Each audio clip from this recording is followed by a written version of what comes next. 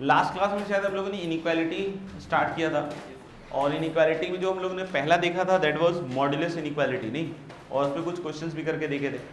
Modulus inequality के बाद next हम लोग बात कर रहे हैं लॉगरिथमिक और एक्सपोनेंशियल इनइक्वालिटीज के बारे में, ठीक है। तो नेक्स्ट हेडिंग लिख सकते हैं आप, लॉगरिथमिक एंड एक्सपोनेंशियल,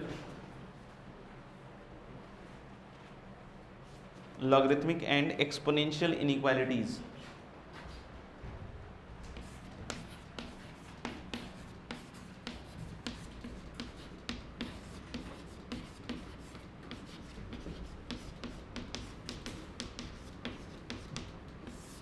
लॉगरिथमिक और एक्सपोनेंशियल इनइक्वालिटीज। याद हो तो log x बेस a का ग्राफ मैंने बना के दिखाया था आपको, नहीं अब आपने नहीं देखा हो, बंद कर लिया हो तो अलग बात है, बट मैंने तो बनाया था बोर्ड पे। क्या? log x बेस a का ग्राफ। इसमें मैंने बताया था कि दो डिफरेंट केसेस में दो अलग अलग नेचर दिखते हैं, एक तो a ग्रेटर देन 1 के लिए और दूसरा a 0 से 1 के बीच के लिए। तो जब हम a को 0 से 1 के बीच में लेते हैं, नहीं, a को कहां से कहां तक लेते हैं? 0 से लेकर 1 के बीच में, तो जो ग्राफ बना था याद हो तो इस तरीके से बनता है, and this point is what 1, 0। इस तरीके जब आप a को 1 से बड़ा लेते हो तो ग्राफ लुक्स लाइक दिस।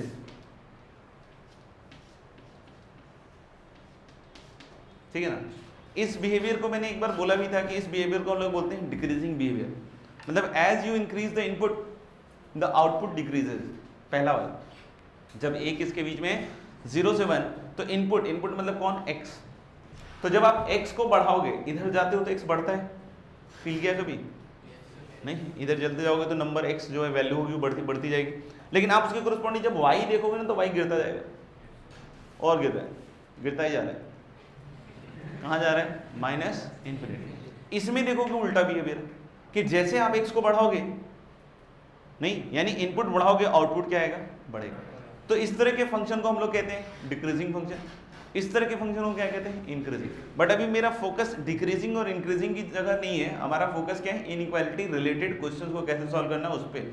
तो इसमें ये चीज तो एस्टेब्लिश हो रही है कि as input increases the output decreases when a is between 0 to 1, और जैसे हम इनपुट को बढ़ाते हैं तो आउटपुट भी बढ़ता है। कब? जब a किसके बराबर, किसके बीच में हो, किससे बड़ा होगा?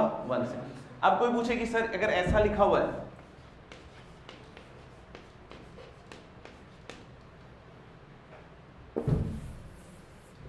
log x1 base a greater than, मतलब log इनइक्वालिटी के साथ हम डील कर रहे हैं, किसके साथ डील कर रहे हैं? log इनइक्वालिटी के साथ, कि log x1 base a is given to be greater than log x2 base a, तो what we must conclude among x1 and x2? तो answer will be depends on a। कुछ बच्चे होते हैं कि a को छोड़ देते हैं, क्या है ये तो काट देंगे ऐसे ही, नहीं, तो हम लोग नहीं कहेंगे, फिर दिक्कत आती है उनको, समझ में आ गया? बाकी हम लोग बोल रहे हैं इस इनइक्वालिटी में हलोले अब x1 x2 के बारे में बीच में अगर कंपैरिजन चाहिए तो a पे डिपेंड करेगा। अब बोलो ये कैसे डिपेंड करेगा? तो जैसे a आप 1 से बड़ा लो, तो अगर a 1 से बड़ा लोगे तो देखना, गुड। अच्छा, तो मैं क्या कह रहा हूं कि अगर a 1 से बड़ा हो तो देखना, ये समझ में आ रहा है कि ये आउटपुट है जब इनपुट x1 है, जब इसमें इनपुट x1 डालोगे आउटपुट क्या आएगा? log x1 base a। जैसे इनपुट x2 डालोगे आउटपुट क्या आएगा? log x2 base a। तो ये दिख रहा है कि इसका जो आउटपुट इससे बड़ा है, तो मैंने बताया था a ग्रेटर देन 1 में आउटपुट बड़ा आने का मतलब है इनपुट भी बड़ा होगा, नहीं आउटपुट बड़ा आने, ये दिख रहा है ना कि आउटपुट, जैसे कि मान लो कि ये दोनों वैल्यूज में कंपेयर करूं, किसका आउटपुट, किस x पे आउटपुट ज्यादा आ रहा है? इस x पे, नहीं, तो यहाँ पे इनपुट भी तो बड़ा है ना इससे। आप कहीं दो जगह लाइन खींच के देख लो, जब भी आप देखो आउटपुट बड़ा है तो उसका पर्टिकुलर इनपुट भी क्या होगा? बड़ा।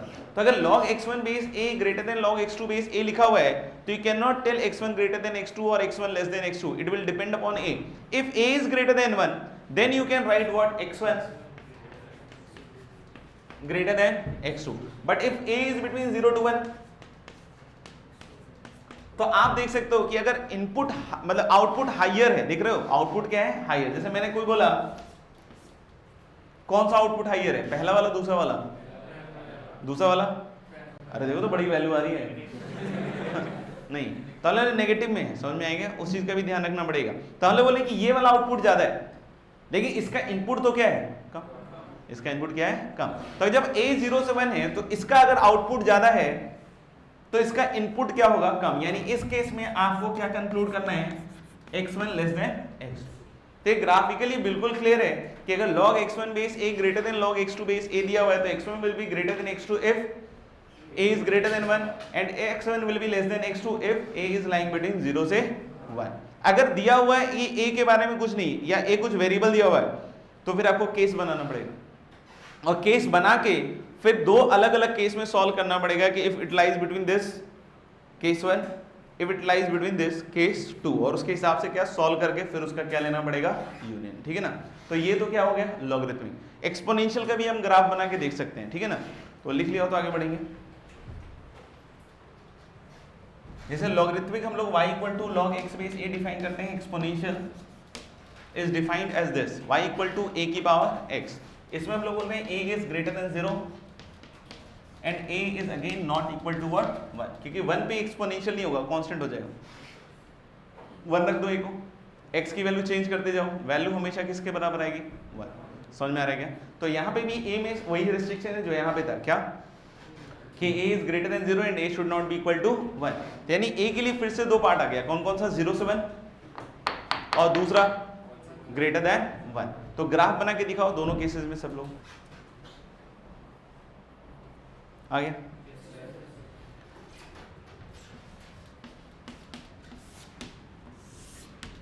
जैसे हम अगर a को 1 से बड़ा लें, समझ में आएगा? तो जैसे आप देख सकते हो कि a को अगर फील लेने के हिसाब से अगर चाहिए तो a की कुछ वैल्यू ले लो, जैसे 2 ले लो। तो अगर तुम y इक्वल टू 2 की पावर x, 3 की पावर x, e की पावर x, e भी अपन को पता है नहीं, इरेशनल नंबर ग्रेटर देन 2.71 के बराबर होता है, मतलब अप्रोक्सीमेटली।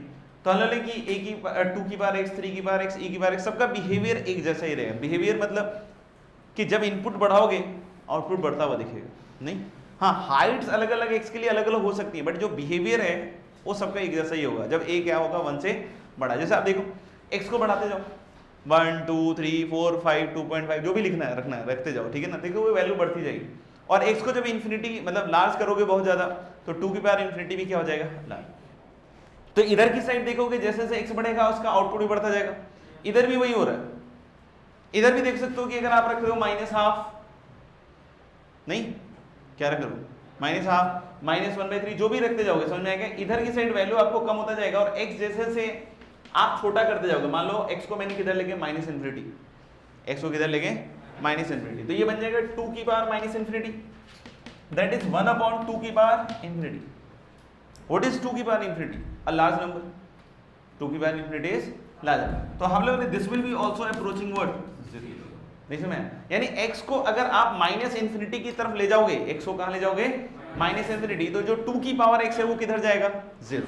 तो आप देखोगे ओवरऑल इसका बिहेवियर कैसा आएगा कि जब x -∞ की तरफ जाएगा तो y की वैल्यू 0 जाएगी, तो उसको दिखाते हैं इसके पैरेलल। इसको काटते हुए नहीं दिखा सकते क्योंकि y की वैल्यू कहीं भी 0 नहीं हो रही है, नहीं, वो हमेशा 0 से क्या होगा? बड़ा। हाँ, 0 के क्लोज होता जाएगा होता जाएगा होता जाएगा, लेकिन 0 कभी नहीं होगा। तो उसको हम कैसे दिखाते हैं बिहेवियर में? किसके पैरेलल?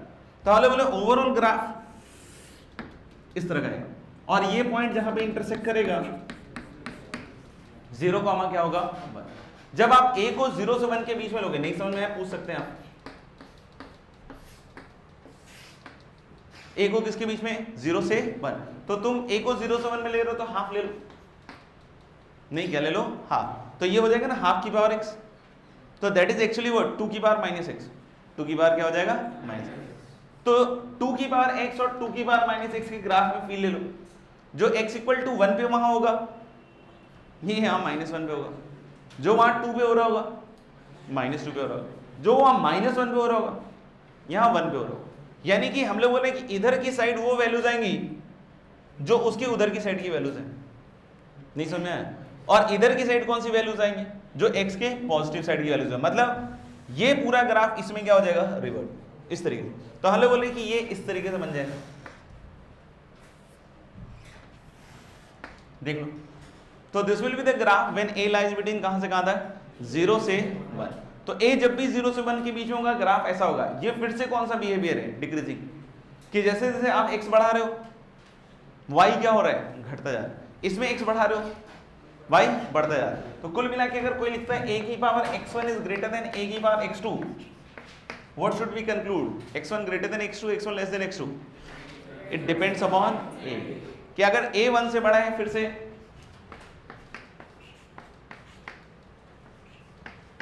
और अगर a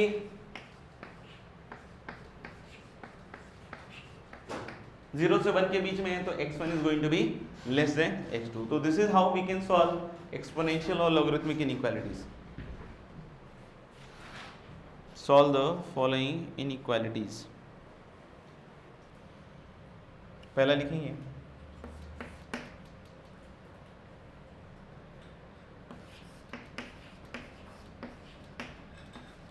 log base 0.2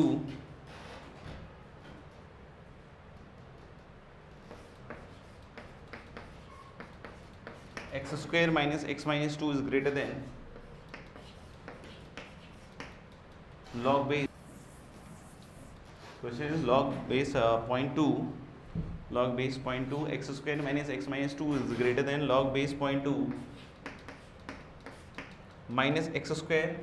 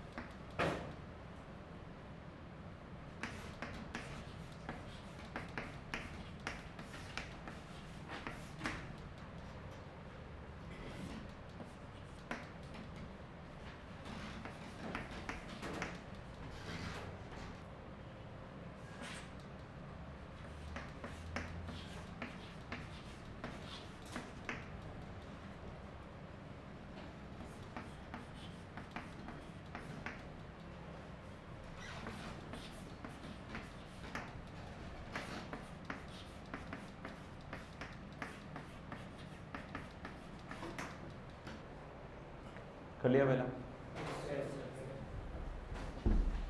सबसे पहले देख सकते हैं कि बेस 1 से क्या है छोटा, तो बेस 1 से छोटा है तो अभी साथ इनइक्वालिटी रिवर्स खुलेगी।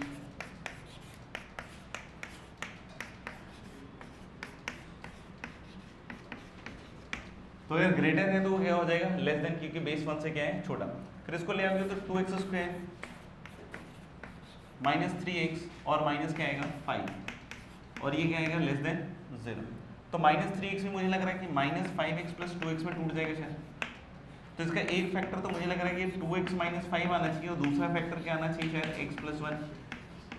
तो x की वैल्यू ये क्या बतला रहा है -1 से 5/2, बहुत ज़्यादा जरूरी होता है जिन्हें। तो अगर यहाँ तक आपने करके दिखा दिया तो now this will be wrong, क्योंकि सिर्फ आपने इसमें क्या किया है कि आपने सिर्फ x1 लेस देन x2 या x1 greater than x2 type का सॉल्व किया है। लॉग के जो खुद की बेसिक प्रॉपर्टी है वो क्या होती है कि लॉग का आर्गुमेंट क्या होना चाहिए पॉजिटिव। अगर आपने वो कंडीशन नहीं लगाया तो your answer will be wrong. तो हम लोग बोल सकते हैं क्या कि यहाँ से जो ये लॉग का आर्गुमेंट है x square minus x minus 2, this has to be positive. सिर्फ इससे काम नहीं चलेगा जो अभी किया हमने। और दूसरा कंडीशन क्या लगेगा कि minus X square plus 2x plus 3 has to be greater than 0। अब इसे पहला वाला अगर देखोगे तो अभी से याद है कि माइनस 2x और प्लस x में टूटेगा, तो मेरे ख्याल से x minus 2 into x plus 1, तो that will give you x is greater then 2 और x इज लेस देन कितना -1। नहीं, x इज ग्रेटर देन 2 और x इज लेस देन -1। इस वाले से मेरे ख्याल से उल्टा जाएगा तो x square minus 2x minus 3 less than 0, तो मेरे ख्याल से ये माइनस 3x प्लस x आ जाएगा शायद। तो एक तो x माइनस 3 लग रहा है क्या, और इंटू एक्स प्लस 1, तो ये क्या दे रहे हैं x की वैल्यू -1 से 3। अब मेरे ख्याल से सबको समझ में आना चाहिए कि ये भी सेटिस्फाई होना चाहिए, ये भी होना चाहिए और ये भी होना चाहिए, मतलब तीनों का क्या लोगे इंटरसेक्शन। तो इंटरसेक्शन लोगे तो हम लोग बोल रहे हैं कि -1, फिर कौन सा है 2, फिर क्या है 3 और फिर क्या है 5/2। तो ये बोल रहे हैं -1 से छोटा और 2 से बड़ा, नहीं समझ में। फिर ये बोल रहा है -1 से 3 और फिर ये बोल रहा है -1 से 5/2। तो वो लाइन जिसमें सब होना चाहिए। तो कहां से कहां तक दिख रहा है, x belongs to open to क्या बोलते हो से कहां तक जाएगा 5/2। समझ में आ रहा है क्या? कहाँ से कहाँ तक जाएगा? ओपन 2 से कहाँ तक जाएगा? 5/2। तो हम लोग बोले दिस विल बी करेक्ट। क्यों? क्योंकि हम लोग बोले सारी चीज़ों को सेटिस्फाई कर रहे हैं। तो लॉग के आर्गुमेंट्स को भी सेटिस्फाई कर रहा है, जो लॉग की इनइक्वालिटी है उसको भी हम लोगों ने क्या किया है? सॉल्व। अब जैसे सवाल आता है number of integral values satisfying this inequality, अगर किसी ने ये मान के आंसर लिख दिया तो डेफिनेटली उसका क्या होगा? गलत। और इसमें अगर देखोगे तो नंबर ऑफ इंटीग्रल वैल्यूज क्या आ जाएंगे? 0। तो सिर्फ लॉग की इनइक्वालिटी में सिर्फ वो पार्ट नहीं है, जो लॉग को सेटिस्फाई होने के लिए पार्ट है उसका भी आपको ध्यान रखना पड़ेगा, और तब जाके आपका कंप्लीट सही हो पाएगा। ठीक है, तो उन सब चीज़ों को देखना पड़ेगा। सेकेंड हो गया, फिर से ये बेस किससे छोटा है? 1 से। अगर बेस 1 से छोटा है देखना, तो हम लोग बोल रहे हैं कि 4x + 6 अपॉन x नहीं is less than equal to क्या होगा? 1, क्योंकि लॉग हटाओगे तो उधर क्या जाएगा? 0.4 की पावर 0, एंड 0.4 की power 0 is going to be what? 1। तो एक तो ये तो होगा, साथ ही साथ और कंडीशन आएगा क्या? कि जो लॉग का आर्गुमेंट है that has to be greater than 0। तो यानी 4x + 6 upon x must be strictly greater than 0। अब इस वाली चीज में क्रॉस मल्टीप्लाई कर लेना तो बढ़िया है, बाकी हम लोगों ने x इधर ले आओ, मतलब 1। तो इधर कितना आएगा? 3x + 6। तो 3 × x + 2 less than equal to क्या आएगा? 0। तो x की वैल्यू क्लोज -2 से ओपन 0। कहां से कहां तक? क्लोज -2 से ओपन 0। इधर वाले केस में अगर देखोगे आप तो वैसे तो दिख ही रहा होगा मेरे ख्याल से कि अगर दिस इंटू दिस है तो x इज ग्रेटर देन क्या हो जाएगा? ये तो लेस देन हो जाएगा। तो x की वैल्यू आ जाएगी आपके पास -∞ से क्या? -3/2 और यूनियन 0 से ∞। क्या बोलते हो? ये सही है क्या? चेक कर लो। अब दोनों का क्या लेना पड़ेगा? इंटरसेक्शन। इंटरसेक्शन लोगे तो मेरे ख्याल से तो x की वैल्यू आ जाएगी -2 से -3/2। तो this will be the correct answer. -2 से कहां तक? -3/2।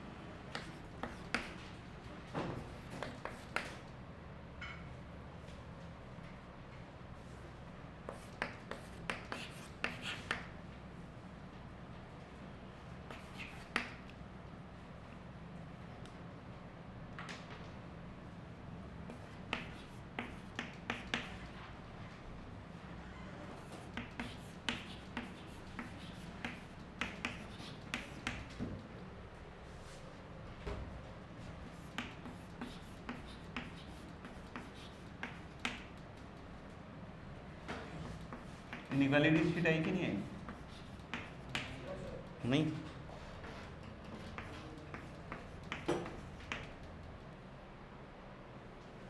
थर्ड आ गया क्या है? अच्छा, log x² बेस 2x + 3 और ये वाली चीज तो बनी है शायद, नहीं? तो हम लोग बोलेंगे कि यहाँ पे आपको 2 केस बनाना पड़ेगा। बोलोगे क्यों 2 केस बनाना पड़ेगा? क्योंकि बेस फिक्स नहीं। बेस कैसा है? 2x + 3 that is itself a variable. तो यानी कि आपको 2 केस में पढ़ना पड़ेगा क्या? कि 2x + 3 ग्रेटर देन 1 और 2x + 3 बिटवीन 0 से 1। तो अगर मैं 2x + 3 1 से बड़ा लेता हूँ, देखना 2x + 3 किससे बड़ा लेता हूँ? 1 से। तो this will mean x is greater then -2। तो x इज ग्रेटर देन कितना हो जाएगा? -1। नहीं, अब हम लोग बोल सकते हैं इस वाले में अगर बेस 1 से बड़ा लिया है तो इनइक्वालिटी तो सेम साइड ही खुलेगा। यानी इस केस में क्या होगा? x²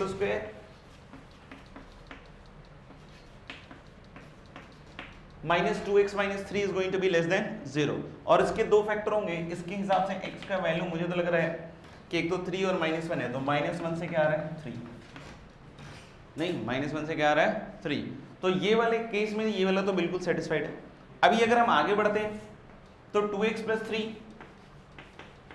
0 से 1, 0 से जब 1 लोगे तो x की वैल्यू मुझे लग रहा है कि -3/2 से क्या कहां तक जाएगी? -1। शायद ये आ रहा है, नहीं, -3/2 से कहां तक आएगा? -1। अब इसमें ठीक उल्टा हो जाएगा। ठीक उल्टा हो जाएगा तो मतलब पलट जाएगा। ये पलट जाएगा मतलब x बिलोंग्स टू और यूनियन 3 से क्या हो जाएगा? ∞। फिर आपको इन दोनों का क्या लेना पड़ेगा, इंटरसेक्शन, क्योंकि under this assumption you have solve this, यानी फाइनली इस वाले पार्ट से आंसर तो इन दोनों के इंटरसेक्शन में यही आएगा, यानी x की वैल्यू कहां से कहां तक आएगी, -3/2 से -1। ये तो मैंने अभी तक लॉग की इनइक्वालिटी सॉल्व की है। फिर से लॉग को डिफाइन करने वाली चीज पर ध्यान देना पड़ेगा। आप देख सकते हो कि 2x + 3 should be greater than 0 and should not be equal to 1। तो दोनों ही पार्ट में इस चीज का ध्यान रखा गया है कि 2x + 3 0 से हो, बड़ा हो, और 1 के बराबर ना हो, तो वो तो सेटिस्फाइड है। लेकिन ये जो x² है यहाँ पे ध्यान नहीं रखा अपन ने, किस चीज का, कि x can not be equal to 0। तो जिन बच्चों ने 0 निकाला है बस उन्हीं का आंसर सही है। अगर वो 0 नहीं निकाले, भूल गए, तो फिर से आपका आंसर क्या है, रॉन्ग। यानी कि जो करेक्ट आंसर होगा कहां से कहां तक हो जाएगा, फिर -3/2 से 3 तक जैसा लिखा है उसमें, और कौन कौन सी वैल्यूज एक्सक्लूड होंगी, -1 और 0। फिर से अगर 0 एक्सक्लूड नहीं किया है, 0 नहीं एक्सक्लूड किया है, आपको कितना भी आता है, आपका आंसर गलत है।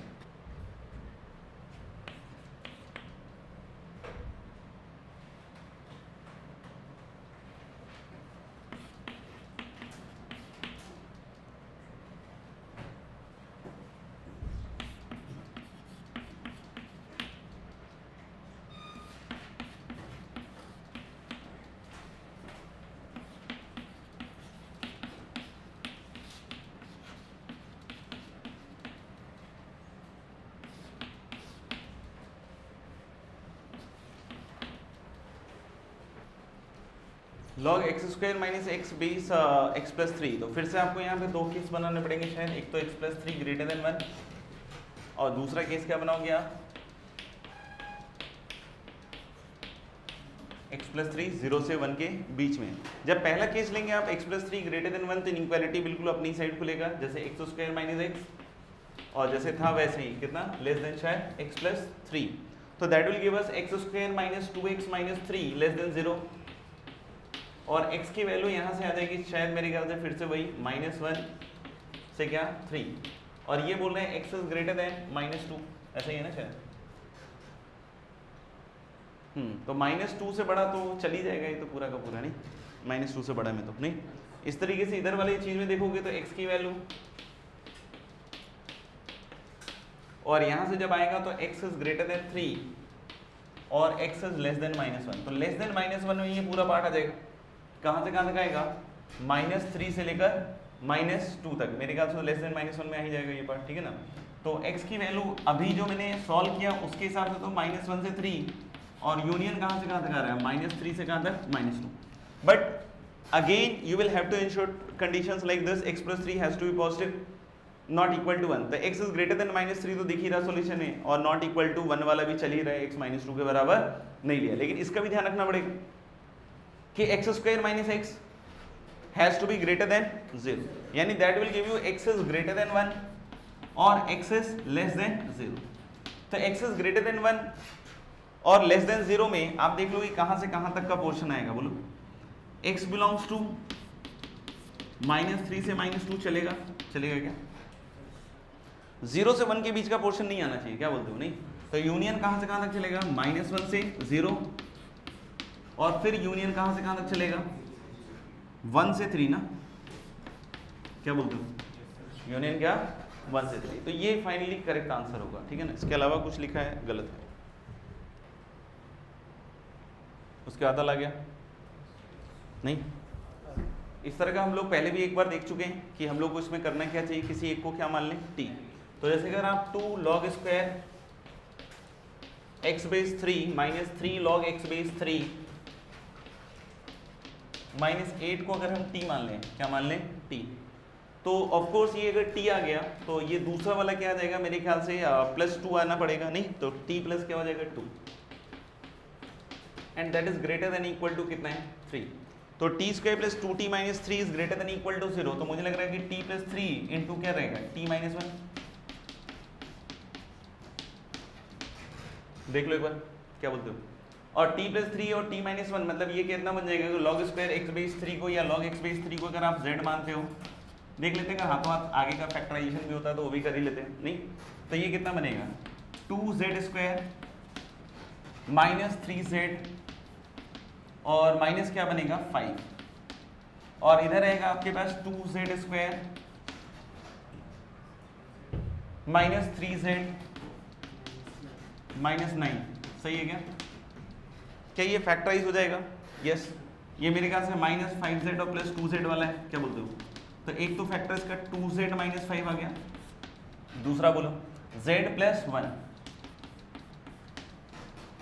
और ये वाला भी शायद हो जाएगा मुझे लग रहा है, माइनस 6z और प्लस 3z होगा ना शायद, ये देखो नहीं तो ये कितना आ जाएगा आपके पास 2z प्लस 3 क्यों हो जाएगा भाई? 2z हाँ प्लस 3 होगा और z माइनस, और ये क्या हो जाएगा ग्रेटर देन इक्वल टू 0। अब मेरे ख्याल से ये पॉइंट्स प्लॉट कर लीजिए आप, क्या होगा? एक तो आ गया -3/2, फिर -1, फिर 5/2 एंड 3। क्या बोलते हैं? ऐसे ही आएगा। और ग्रेटर देन इक्वल टू 0 में मेरे ख्याल से तो अब z की वैल्यू क्या लिखूं? -∞ से -3/2। चेक कर लो भाई, -3/2 क्लोज आएगा क्या? क्लोज नहीं, यूनियन क्या? क्लोज -1 से क्लोज 5/2, यूनियन क्लोज 3 से ओपन इंफिनिटी। और z है क्या एक्चुअली? log x/3। तो log x/3 अगर इस रेंज में है तो x की वैल्यू बोलो 3 की पावर -∞, 3 की पावर -∞ मतलब 0 से 3 की पावर -3/2 1/√27। पता नहीं क्या बोला ये लड़के ने, 1/√27 यही तो आएगा ना। और फिर उसके बाद 3 की पावर -1 मतलब कितना, और 3 की पावर 5/2 9√3, बिल्कुल सही। और फिर बोलो 27 से लेकर इंफिनिटी, तो ये सही आंसर है।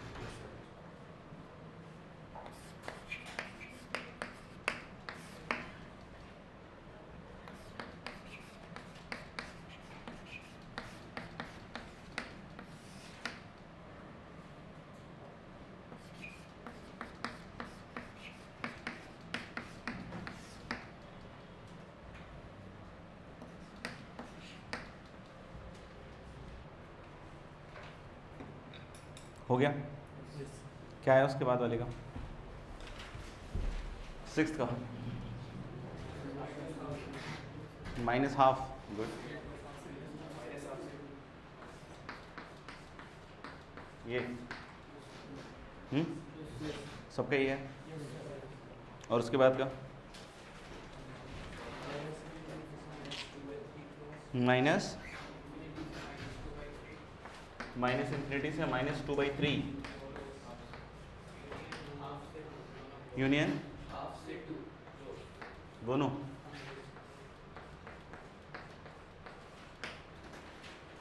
बस देख लो, किसी को पूछना तो बताओ, नहीं तो आगे बढ़ते हैं।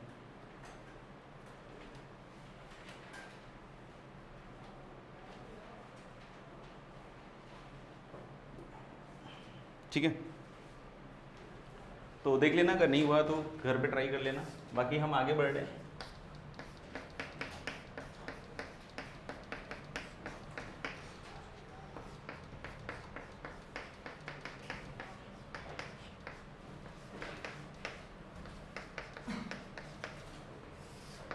Next is Jensen inequality. तो मॉडुलस, लॉग और एक्सपोनेंशियल के बाद हम लोग देख रहे हैं क्या, जेंसन इनइक्वालिटी। जेंसन इनइक्वालिटी जो है ये कर्व से रिलेटेड है, कि जैसे हम लोग बोल रहे हैं कि एक कर्व होता है, जैसे x बढ़ाने से y बढ़ रहा है तो उसको क्या बोलते हैं, इंक्रीजिंग। फिर एक क्या कहते हैं, डिक्रीजिंग। फिर उसके बाद शेप ऑफ कर्व में अगर देखोगे आप तो आप देख सकते हो कि the curve can be like this, नहीं, the curve can be like this. इन दोनों बिहेवियर को इंक्रीजिंग बोलते हैं। जैसे अगर आप x को बढ़ा रहे हो, धीरे धीरे y भी क्या होता जा रहा है, बढ़ता जा रहा है। इसी में x बढ़ा रहे हो, इसमें भी y बढ़ता जा रहा है। ठीक है, और बाकी ये जो शेप है, ये कटोरा देख रहे हो नहीं, हम लोग बोल सकते हैं इस शेप को हम लोग बोलते हैं कॉनकेव अप, नहीं इस शेप को हम लोग क्या बोलते हैं कॉनकेव अप, और इस शेप को हम लोग क्या बोलते हैं कॉनकेव डाउन। ऐसे ही अगर आप देख सकते हो कि इस तरीके का भी कर्व बन सकता है, दोनों ही केस डिक्रीजिंग है, दोनों ही केस किसका है डिक्रीजिंग का। इस केस में आप फिर से बोल सकते हो कॉनकेव डाउन, और इस केस में फिर से हम लोग बोल सकते हैं क्या concave up. Curve can be straight line also, नहीं ना तो कॉनकेव अप ना तो कॉनकेव डाउन, स्ट्रेट लाइन भी हो सकता है, समझ में आएगा। तो हम लोग बोले कि इस तरीके से आप देख सकते हो ओवरऑल इंक्रीजिंग हो सकता है कर्व, डिक्रीजिंग हो सकता है कर्व, कॉनकेव अप हो सकता है, कॉनकेव डाउन हो सकता है। हम कैलकुलस में ज़्यादा नहीं जा रहे, हम सिर्फ इसके कॉनकेविटी भी जा रहे हैं जिसमें हमारे को जेनसेन का यूज आएगा, ठीक है ना। हम लोग बोल सकते हैं कि अगर ग्राफ कभी भी कॉनकेव अप हुआ, ठीक है, तो इसको हम कैसे पहचानें। तो कॉनकेव अप या कॉनकेव डाउन पहचानने के लिए आपको डबल डेरिवेटिव की जानने की जरूरत पड़ेगी। क्या जानने की जरूरत पड़ेगी? डबल डेरिवेटिव जानोगे तभी आप कॉनकेविटी के बारे में बता सकते हो। आप बोल सकते हो क्या कि अगर डबल डेरिवेटिव जैसे हम बोलते हैं ना कि dy by dx पॉजिटिव है, तो क्या बोलते हैं इंक्रीजिंग डिक्रीजिंग। अभी थोड़ा थोड़ा तो नॉलेज है ही, ठीक है ना, बाकी अपन उसको और एक्सप्लेन करेंगे जब हम कैलकुलस पढ़ रहे होंगे, ठीक है ना। उसी तरीके से कॉनकेविटी के बारे में मैं क्या बोल रहा हूँ कि अगर डबल डेरिवेटिव पॉजिटिव है, डबल डेरिवेटिव कैसा है पॉजिटिव, तो फंक्शन कैसा होगा कॉनकेव अप, मतलब या तो इस तरह का ग्राफ बनेगा या फिर इस तरह का ग्राफ बनेगा। डबल डेरिवेटिव अगर नेगेटिव है, नहीं डबल डेरिवेटिव कैसा है नेगेटिव, तो हम लोग ने या तो इस तरीके से ग्राफ बनेगा या तो इस तरीके से ग्राफ बनेगा। यानी कि d2y/dx2 अगर पॉजिटिव है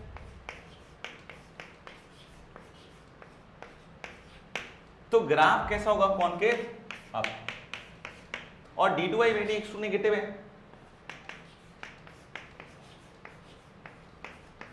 तो ग्राफ कैसा होगा कॉनकेव डाउन। तो अभी तो जो भी मैंने ग्राफ बनाया, जैसे log x का ग्राफ बनाया होगा, देखो नहीं, तो ग्राफ थ्रू आउट उसका कैसे दिखता है हम लोगों को कॉनकेव डाउन। log x का डेरिवेटिव पता होगा, याद है कुछ ln x का?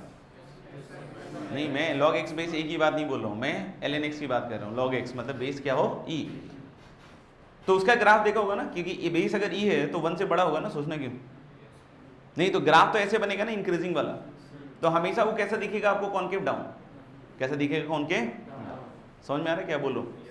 उसका डबल डेरिवेटिव निकाल के देख लो, dy by dx पता है कितना होता है ln x का 1/x, 1/x का डेरिवेटिव पता है क्या -1/x²। तो -1/x² कैसी क्वांटिटी होगी, यानी कॉनकेव हमेशा कैसा होगा डाउन। आप sin x को देखो 0 से पाई में, sin x का डेरिवेटिव पता है क्या? क्या बात है यार, कैसे पता चला, वेरी गुड। अच्छा, तो sin x का डेरिवेटिव क्या हो गया cos x। आप 0 से पाई में देखो sin x कैसा दिखता है, कॉनकेव। आप कॉनकेविटी की बात करो पॉजिटिव, मतलब पूछ रहे हो नाम, अब बता रहे हैं जगह कहाँ से है। अच्छा, तो हम लोग बोले क्या कि sin x का अगर ग्राफ देखोगे 0 से पाई में यूं कैसा है कॉनकेव, अरे दिखा है क्या, ऐसे ऐसे आता है। sin x का डेरिवेटिव क्या है, क्या होता है 0 से पाई में? हाँ,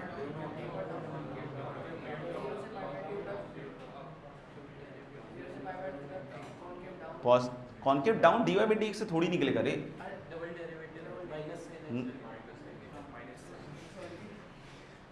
सुनना ध्यान से, dy by dx से तो इंक्रीजिंग डिक्रीजिंग निकलेगा ना। तो उसका cos x का डेरिवेटिव निकाल रहे हो तो 0 से π/2 में पॉजिटिव है और π/2 से पाई में कैसा है नेगेटिव, तो कुछ के लिए इंक्रीज करेगा, कुछ के लिए क्या करेगा डिक्रीज। हमको अगर कॉनकेविटी चाहिए तो वो dy by dx से निकाल लोगे, मैं बता रहा हूँ ये और तुम बता रहे हो वो, तो फिर डबल डेरिवेटिव निकालो, तो फिर क्या आएगा -0 से पाई में -sin x कैसा होगा नेगेटिव। तो आप देखोगे हमेशा ग्राफ कैसा दिखेगा कॉनकेव डाउन, ठीक है ना। एफबीडी बनाने के लिए नहीं कह रहा हूँ, नहीं, ग्राफ हमेशा कैसा दिखेगा कॉनकेव डाउन। अब ऐसे ही आप आगे बढ़ जाओ पाई से 2 पाई, अरे बोलो ना, तो sin x तो कैसा हो गया नेगेटिव, तो -sin x कैसा हो जाएगा पॉजिटिव, तो कॉनकेव कैसा दिखेगा अप। यानी जो कॉनकेव अप और कॉनकेव डाउन वाला जो फीचर आता है ग्राफ में, नहीं ये फीचर हम कैसे बता सकते हैं, हम डबल डेरिवेटिव की मदद से बता सकते हैं। समझ में आ रहा है क्या? तो अभी मेरा क्या काम है कि मैं कॉनकेव अप में भी एक आपको इनइक्वालिटी बताऊंगा, एक कॉनकेव डाउन में भी इनइक्वालिटी बताऊंगा। नहीं, कॉनकेव अप में ही बताऊंगा एक इनइक्वालिटी और एक कॉनकेव डाउन में। कॉनकेव अप वाला ही उल्टा हो जाएगा कॉनकेव डाउन में, समझ में आएगा? वो देखेंगे अभी क्या इनइक्वालिटी बता रहा हूं। लेकिन मेरा भी पॉइंट क्या है कि अभी हम सिर्फ उस तरह के ग्राफ्स की बात कर रहे हैं जिनकी कॉन्केविटी हमने ऑलरेडी रीड कर रखी है, स्टडी कर रखी है। साइन एक्स का ग्राफ बना रखा है, tan x का बना रखा है, नहीं नहीं नहीं नहीं, हाँ, cot x का बना रखा है, secant x बना रखा है, cosecant x बना रखा है, log x बना रखा है, e की पावर x बना रखा है, अभी बनाया नहीं। तो जो भी ग्राफ जिनकी कॉन्केविटी हमको पता है, हम उसको सिर्फ यूज करेंगे। अब बोलोगे सर मान लो कि कोई ऐसा रैंडम ग्राफ आ गया, उसमें मुझे वो इनइक्वालिटी लगानी है, तो कैसे लगाऊं? तो पहले आपको डबल डेरिवेटिव निकालना पड़ेगा, और डबल डेरिवेटिव वाला जितना काम है वो अभी हम 11th में नहीं देखते हैं, अब हम कहाँ देखेंगे? 12th। क्यों? क्योंकि वही कैलकुलस देखेंगे। बट फिर भी अगर कोई सिंपल फंक्शन है, जैसे मैंने बताया log x, फिजिक्स में अपन ने थोड़ा बहुत डेरिवेटिव का आइडिया ले ही रखा है, नहीं तो हम लोग को डबल डेरिवेटिव इस सबका फंक्शन का तो निकाल ही सकते हो ना। यानी कहीं इस तरह का अगर कोई फंक्शन आ रहा है तो आप इस चीज को यूज कर सकते हो। अब बात है कि इनइक्वालिटी है क्या, जिसके बारे में बात हो रही है जनसन, तो ये तो समझ में आ गया कॉन्केविटी का हिस्सा। इसमें कोई डाउट हो तो वही बता दो, हटा दे इसको, लिख लिया सबने। तो अब हम लोग आते हैं इनइक्वालिटी पे, देखना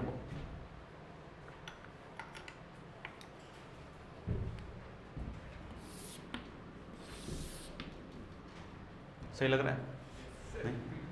नहीं दिख रहा? दिख रहा है ना? It has changed a bit.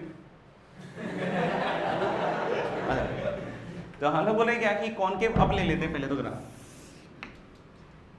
कैसा ग्राफ ले लिया हम लोगों ने? कॉनकेव। हाँ, कॉनकेव अप अगर हम लोग ग्राफ ले रहे हैं, ठीक है ना, और ये हमको पहले से कॉन्केविटी पता है, नहीं हम लोगों को पहले से क्या है उसका कॉन्केविटी पता है, और अगर कॉन्केविटी नहीं पता है तो we before going into the examination of JEE, ठीक है ना, we will come to know how to find double derivative. इतना विश्वास है ना? हाँ, तो ठीक है ना, मतलब हम जब भी एग्जामिनेशन देने जाएंगे तो हमको डबल डेरिवेटिव, उसका पॉजिटिव, उसका नेगेटिव, सब कुछ करना आ जाएगा अच्छे अच्छे फंक्शंस के लिए। बट अभी सिंपल टाइप ऑफ फंक्शंस के लिए तो पता है। हाँ, ये नहीं करना कि dy बाई dx से कॉन्केविटी बता देना, उसको टैलेंट कहेंगे। तो टैलेंटेड कम, ठीक है ना, क्या निर्मनी खुश हो रहा है ये तो मेरे बाएं दाएं का खेल है, देखो कैसे कर दूंगा मैं तो यूं, नहीं गलत। अच्छा, तो हम लोगों ने कि ये कॉनकेव कैसा है ग्राफ अप, तो हम लोगों ने y equal to f x I am taking as a function which is concave up, मतलब इसका double derivative is positive. Now we are taking some inputs like x1 x2 x3 till xn। हम लोग कुछ inputs ले रहे हैं x1 से लेके कहां तक? xn तक। जैसे मैंने मान लो कि एक x1 पॉइंट लिया इस पे, नहीं तो इस पे जो y कोऑर्डिनेट मिलेगा वो क्या मिलेगा मुझे? fx1। ट्रिकी है ना कि graph y equal to fx है, तो आप x1 इनपुट रखोगे तो आउटपुट क्या मिलेगा? f of x1। ऐसे ही अगर आपने कोई पॉइंट x2 लिया, क्या मिलेगा? fx2। ऐसे ही करते करते मान लो आपने xn लिया,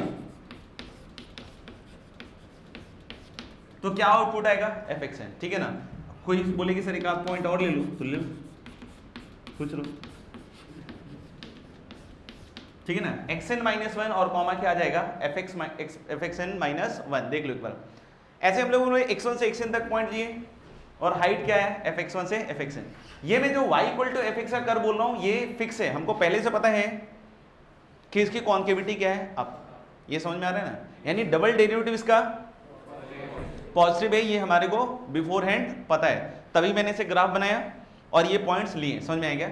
इन पॉइंट्स को अगर मैं ज्वाइन करूं तो एक n साइड का पॉलीगन बनेगा, ऐसे ही आगे जाएगा, ऐसे इस तरीके से लास्ट तक जाएगा। ये समझ में आ रहा है क्या कि अगर हम इन पॉइंट्स को ज्वाइन करें तो what we will get is a n sided polygon. यहां तक क्लियर है सबके लिए? इसका मैं अगर एवरेज वैल्यू निकालूं सारे पॉइंट्स का, x1 से xn तक,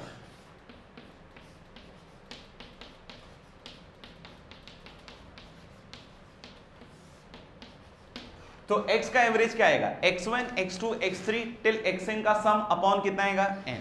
और y का जब एवरेज निकालोगे तो कितना आएगा? fx1 fx2 से लेकर कहां तक जाएगा? fxn अपॉन कितना आएगा? n। ये समझ में आ रहा है? ये x और y का एवरेज। अब आपने देखा होगा कि मैंने इस क्लोज पॉलीगन के अंदर ही पॉइंट डाल दिया, नहीं समझ में आया? तो पहली बात तो ये सोचनी पड़ेगी, क्या ये पॉइंट हमेशा इस एन साइडेड पॉलीगन के अंदर आएगा या कभी ऐसा होगी बाहर आ जाए? बोलो,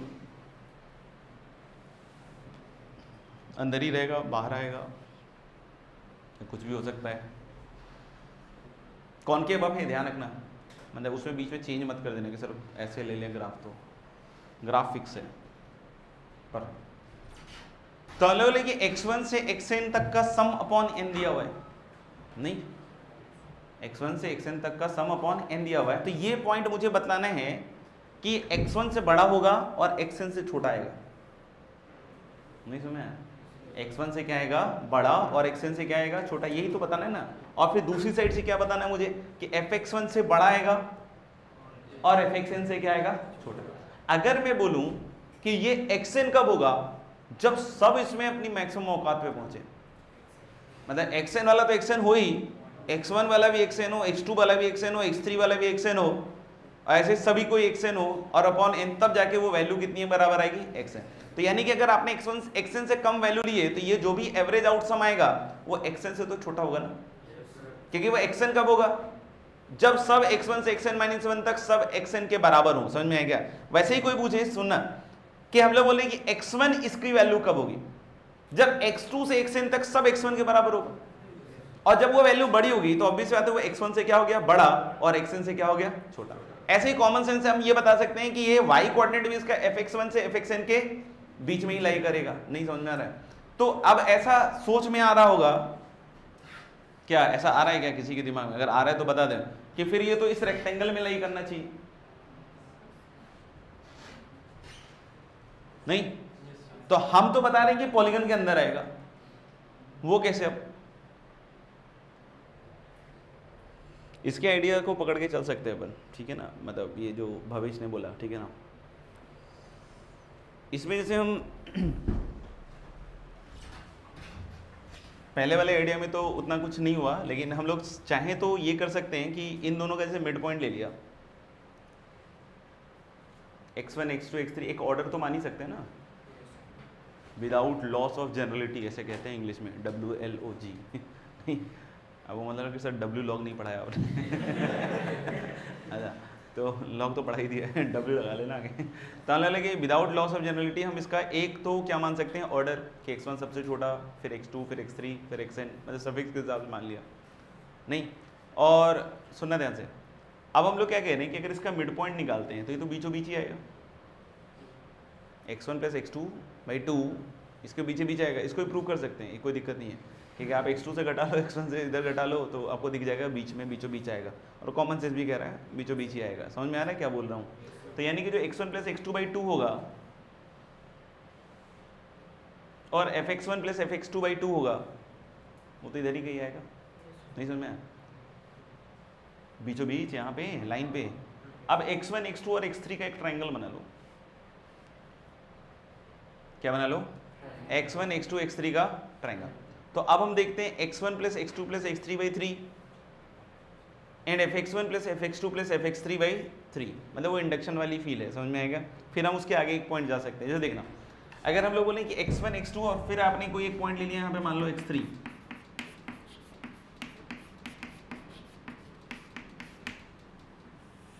फिर इसको ज्वाइन कर लो, ये वाला पॉइंट बोलो। अगर यहाँ पे ट्रायंगल नहीं दिख रहा हो तो ऐसे देख सकते हैं आप, ये दिख रहा है? ऐसे ही था ना यार, देखना, ये x1 fx1 हो गया, ये x2 fx2 हो गया, और ये क्या हो गया था? x3 fx3। नहीं, अब मैं क्या बोल रहा हूं कि ये वाला पॉइंट क्या था आपका? x1 + x2/2, और इधर वाला पॉइंट क्या था? fx1 + fx2/2। सेक्शन फॉर्मूला पढ़ रखा है थोड़ा बहुत, इसको जब ज्वाइन कर लो, इस पे अगर मैं एक पॉइंट लूं जो ऊपर से इसको डिवाइड कर रहा है 2:1 रेशियो में, नहीं समझ में? ऊपर से क्या डिवाइड कर रहा है? 2:1 रेशियो। मतलब ये जो कर्व्ड है उसमें देखना ये पॉइंट क्या आएगा, 2 टाइम्स दिस एंड 1 टाइम्स क्या होगा? x3। यानी ये पॉइंट क्या आ जाएगा आपके पास? x1 + x2 + x3/3। और फिर क्या आएगा fx1 plus fx2 plus fx3 by 3। समझ में आ रहा है कुछ भी समझ में आ रहा है यार? सही में समझ में आ रहा है? नहीं तो ये भी पॉइंट आप देख सकते हो उसके बीच में आ गया। अब कोई बोले कि नहीं सर इसके आगे एक पॉइंट और x4 ले लो, समझ में आ रहा है? ये हम जनरलाइज कर रहे हैं, x1 x2 x3 और फिर क्या चला गया तुम्हारे पास, मान लो x4। नहीं समझ में आया कि अब हम लोग बोलेंगे क्या, x1 x2 x3 और कौन सा पॉइंट आ गया आपके पास, x4। तो अब अगर अपन बात करेंगे तो ये पॉइंट तो हो गया कौन सा, ये वाला, ठीक है ना। और हमको कौन सा चाहिए अब, x1, ये वाला पॉइंट क्या आ गया, मान लो x4 कॉमा fx4, सही है क्या?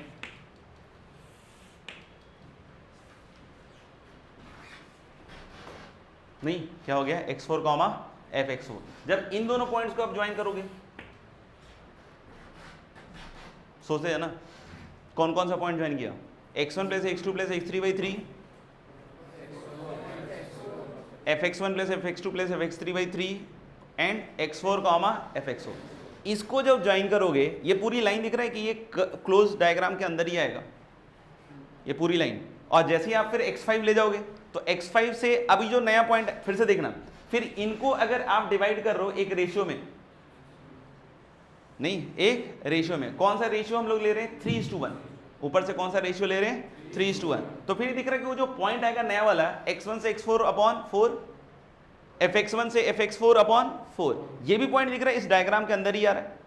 फिर जब आप एक पॉइंट इसके आगे x5 लोगे और x5 को इस पॉइंट ज्वाइन करोगे तो ये पॉइंट तो कर पे है ही, नहीं समझ में आया? और ये पॉइंट उसके क्या है, अंदर, वो जो भी पॉलीगन बन रहा है उसके क्या है, अंदर। तो फिर से जब उसको किस रेशियो में डिवाइड करोगे आप, अरे 4:1, नहीं किस में डिवाइड करोगे, 4:1, तो फिर से वो पॉइंट अंदर ही मिलेगा। तो आप देख सकते हो, इसको जनरलाइज कर सकते हो कि n के लिए आप बोल सकते हो क्या कि ये जो पॉइंट होगा ये हमेशा क्या मिलेगा, अंदर। क्योंकि जब लास्ट टाइम यही हो रहा होगा तो एक पॉइंट फिर से एक डायग्राम के अंदर होगा और एक आपने ज्वाइन किया होगा xn कॉमा fxn, और उसको किस रेशियो में डिवाइड करोगे, शायद n-1:1, ऐसा ही कोई रेशियो आएगा ना, n-1:n1। तो फिर ये जो पॉइंट आएगा ये भी इसके क्या आएगा, अंदर। तो इसको हम इस तरीके से जनरलाइज वे में बता सकते हैं, समझ में आएगा? तो मेरे ख्याल से अभी समझ में आ गया कि जब हम इनको ज्वाइन करेंगे तो क्लोज पॉलीगन के अंदर ये पॉइंट आएगा, समझ में आ रहा है क्या? अब अगर मैं यहाँ पे एक वर्टिकल लाइन बनाऊं, देखना ध्यान से, क्या बनाया ये वर्टिकल लाइन। तो ये पॉइंट का कोऑर्डिनेट सबको पता है, नहीं? ये जो कर्व के ऊपर जो पॉइंट है, ध्यान से देखते रहना, ये जो कर्व के ऊपर पॉइंट है इसका एक्स कोऑर्डिनेट क्या होगा वो बता दो बस एक बार। Same as this point, tricky है, ये लाइन वर्टिकल है ना, तो वर्टिकल लाइन पे एक्स कोऑर्डिनेट सेम आता है, ये बहुत पुरानी कहानी देख लेना। तो आगे बोले ये जो पॉइंट आएगा ये समझ में आ रहा है कि इसका x coordinate x1 plus x2 plus x3 till xn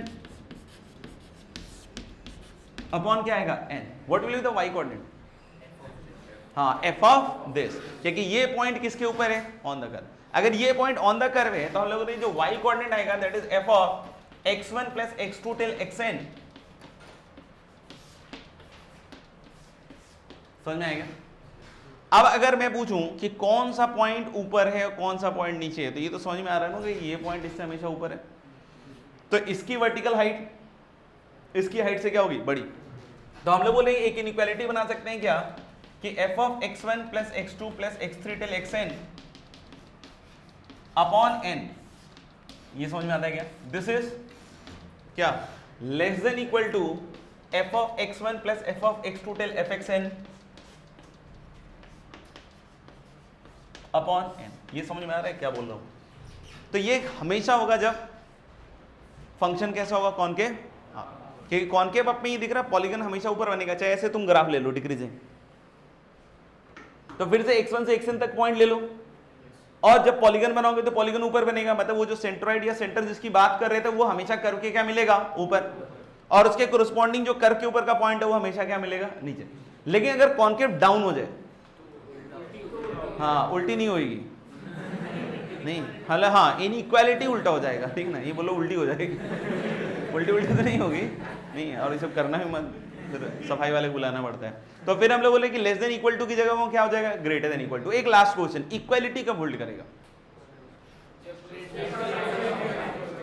हाँ जब स्ट्रेट लाइन बन जाए। तो ये वही बच्चे हैं जो कभी ध्यान से नहीं सुनते पूरे लेक्चर को, पहली लाइन मैंने शुरुआत की थी कि it is known that the double derivative is negative, और लास्ट में जाते जाते फंक्शन कैसा बन गया? Straight line.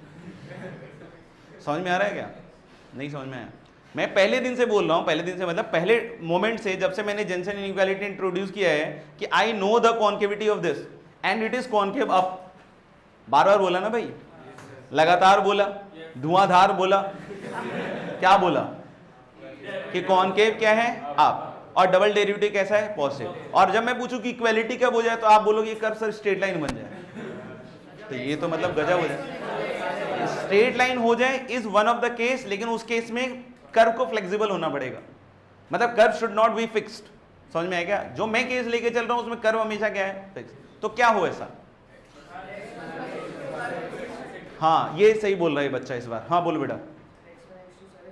सारे सेम हो जाए, मतलब x1 से xn तक जितनी भी इनपुट्स वैल्यूज ली हैं आपने वो सारे के सारे क्या हो जाए? इक्वल। क्योंकि क्या होगा जब आप सारे वैल्यू सेम लोगे तो सब एक पॉइंट पे आ जाएगा, उसका एवरेज भी वही हो जाएगा नहीं, और वर्टिकल लाइन बनाओगे तो कर्व को उसी पॉइंट पे काटेगा तो यानी कुल मिला के हम लोग बोल सकते हैं इसमें इक्वालिटी क्या करेगा? होल्ड। तो यहाँ पे क्या लिखेंगे इंग्लिश में एक लाइन कि equality holds if x1 equal to x2 till xn। और वो कॉन्केविटी अगर मतलब कर्व अगर फ्लेक्सिबल है तब हम बोल सकते हैं वो वाली पॉसिबिलिटी की बात करेंगे। लेकिन मैंने पहली दिन से मतलब पहले लाइन से बोल रखा है कि we know the concavity and that is positive, तो उस केस में आप ये नहीं बोल सकते। बाकी उल्टा वाला भी लिख लेना कॉन्केव डाउन के लिए।